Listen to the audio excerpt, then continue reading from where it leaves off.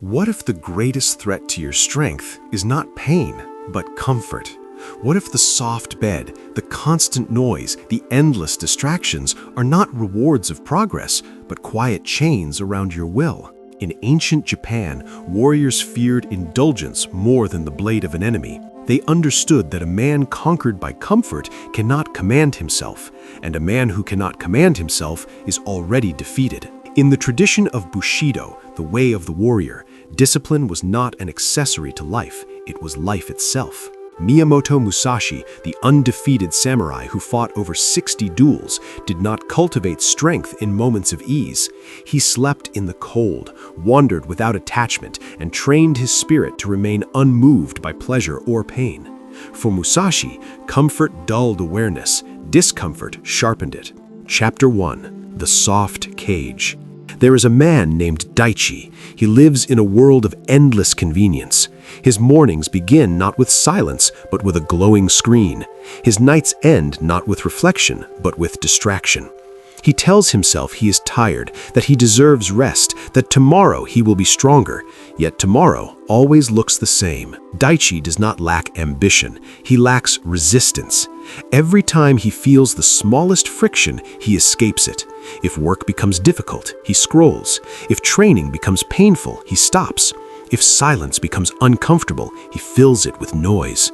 Slowly, without noticing, he has trained himself in the art of retreat. The samurai would recognize this immediately, not as laziness, but as attachment. Attachment to ease, attachment to pleasure, attachment to being undisturbed. In Zen teaching, attachment is the root of suffering because it binds the mind.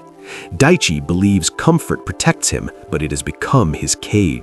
Chapter 2. The Warrior's Suspicion of Pleasure. In the austere philosophy of Bushido, comfort was approached with suspicion. The warrior understood that pleasure is persuasive. It whispers, not commands.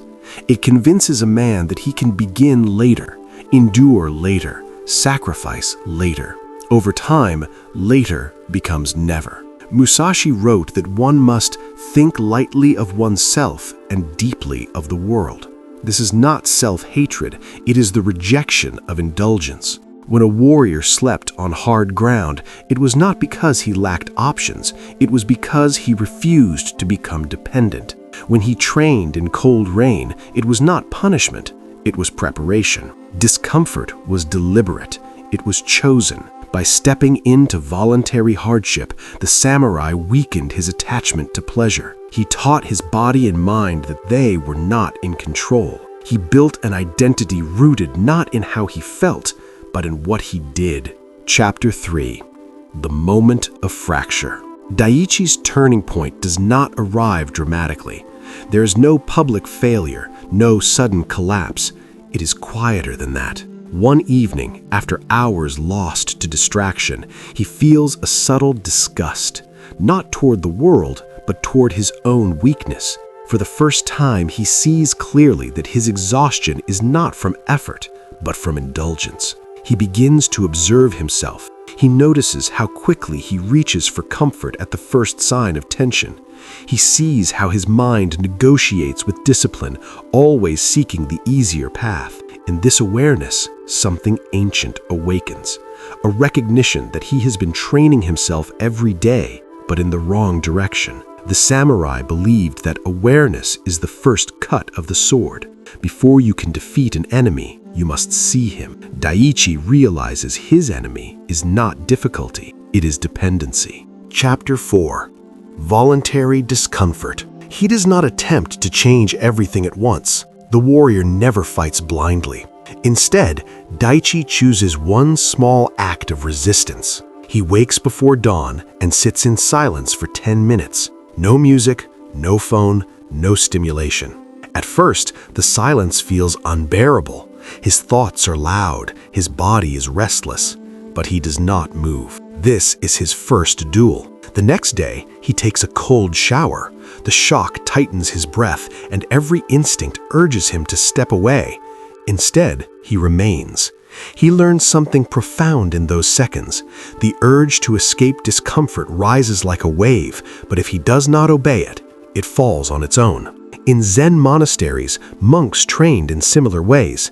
They sat through numbness, through boredom, through pain, not to prove endurance, but to detach from reaction. The body screams, the mind complains, but the observer remains steady. This is presence. This is power. Chapter 5. Rewriting Identity. Weeks pass, and Daichi's life still looks simple from the outside. He has not become extreme. He has become consistent. Each day contains small, non-negotiable discomforts. He trains even when uninspired. He keeps silence even when lonely.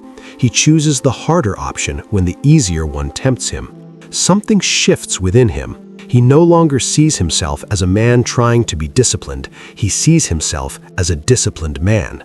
This is the transformation Bushido sought, not temporary motivation, but identity. Musashi lived much of his life alone, not because he rejected society, but because solitude strengthened clarity. He wrote of the importance of knowing the rhythm of any situation. A man addicted to comfort cannot perceive rhythm. His senses are dulled, but a man who is trained in austerity is alert. He is not desperate for pleasure. He is not terrified of pain. Daichi begins to notice that discomfort no longer frightens him. It sharpens him. When work becomes difficult, he leans in. When boredom arises, he studies it. When fear appears, he examines it instead of fleeing. The same world that once drained him now strengthens him. Chapter 6. The Silent Advantage. There is a quiet confidence that emerges from this practice. It is not loud or visible. It does not announce itself, but it is unshakable. Daichi understands that while others are ruled by moods and impulses, he has built a small distance between feeling and action. This distance is freedom. In battle, the samurai who panicked was already lost. The one who remained calm in chaos held the advantage. Modern life is not a battlefield of swords, but it is a battlefield of attention. Every notification, every comfort, every convenience competes for control of your will. The one who cannot resist is constantly led. By embracing discomfort, Daichi reclaims command. He does not eliminate pleasure from his life. He simply refuses to depend on it. He eats with awareness. He rests without indulgence. He works without negotiation. He has learned the warrior's secret. Comfort is not evil, but attachment to comfort is weakness. Chapter 7. The Return to Simplicity. As months pass, Daichi's habits become natural. The cold water no longer shocks him. The silence no longer frightens him. The early mornings feel sacred. He has reduced his life to essentials. Fewer distractions, fewer excuses, clear actions repeated daily. This simplicity mirrors the life of Musashi in his later years, when he retreated to a cave to write and reflect. He stripped away excess to see clearly. In that clarity, he found strategy, art, and peace. The warrior's life was not about constant struggle. It was about mastery of self. Daichi understands now that the world will always offer comfort. It will always offer escape. But he no longer seeks to be constantly soothed. He seeks to be strong. And strength, as the samurai knew, is born in chosen hardship. Chapter 8. The Discipline of Elimination. The samurai did not only add practices to their lives, they removed what weakened them. In the same way, Daichi begins to examine not what he should do more of, but what must be cut away. He reduces idle consumption. He limits unnecessary speech.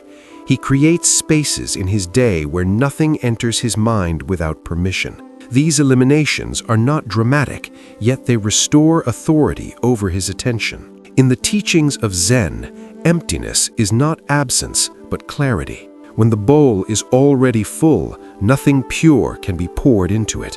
Daichi realizes that his addiction to comfort was not merely physical, it was mental. He had grown dependent on constant stimulation, constant reassurance, constant escape from stillness. By removing excess, he feels moments of unease, but he does not interpret them as danger.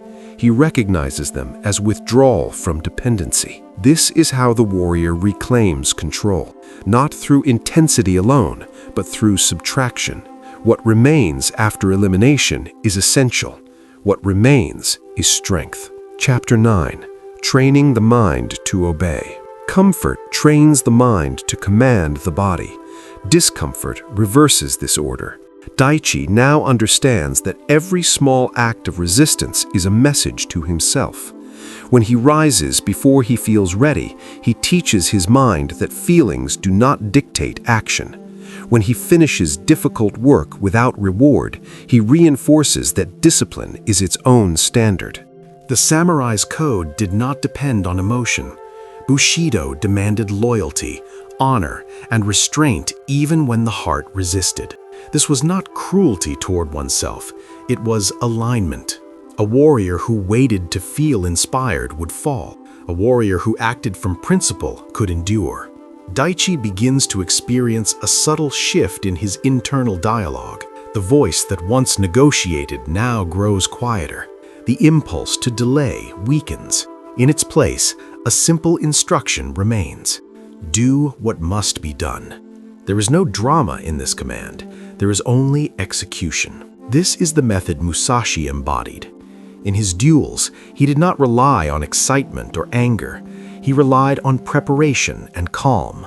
The battle was often decided before the first strike because his mind did not waver. In modern life, the same principle applies.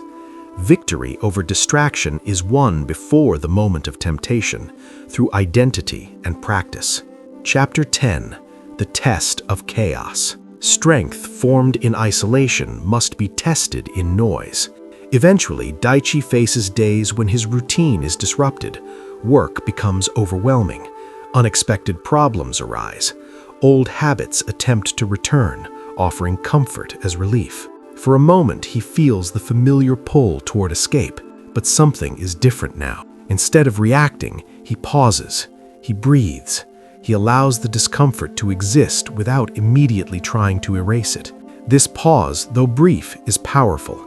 It creates space between stimulus and response. In that space, he chooses deliberately. The samurai trained precisely for such moments. In the midst of chaos, they relied on what had been repeated thousands of times in stillness. The body moved according to discipline, not fear. Daichi understands that his morning silence and cold showers were not rituals of self-denial. They were rehearsals for adversity.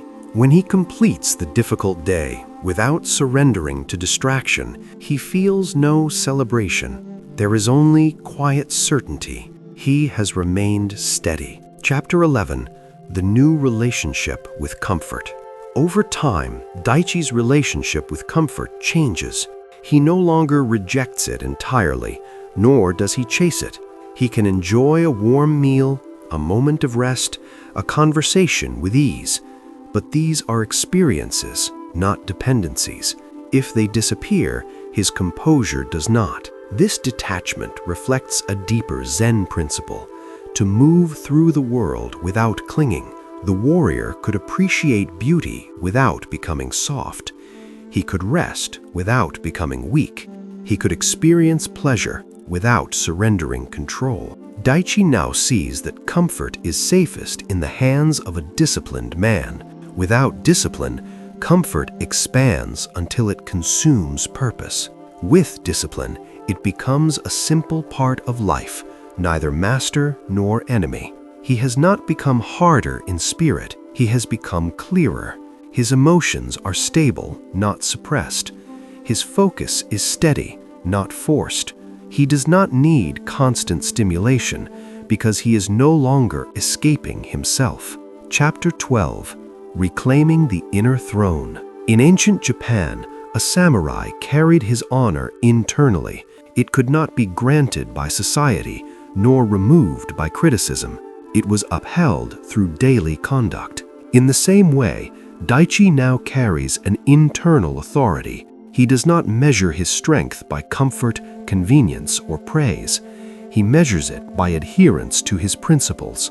The addiction to comfort once ruled him quietly. It dictated his schedule, shaped his habits, and eroded his resolve.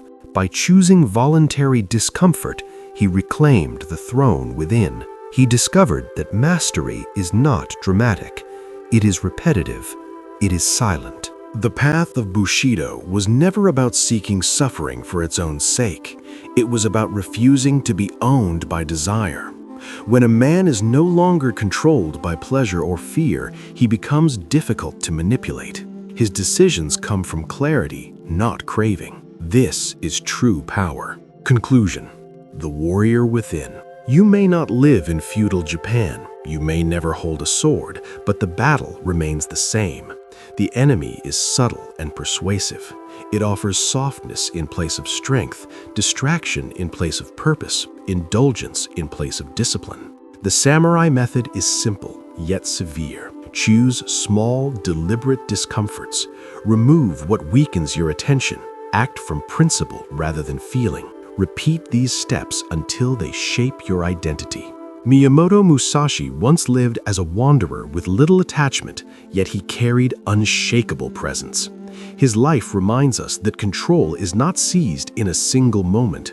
It is forged daily through restraint. Comfort will always be available. The question is whether you will serve it or master it. In the quiet of early morning, in the cold of water, in the discipline of silence, you reclaim what was always yours. Command over yourself. And in that command, there is a strength that no external force can take away. This channel is for those who wants to build discipline quietly. If that's you, hit the subscribe button.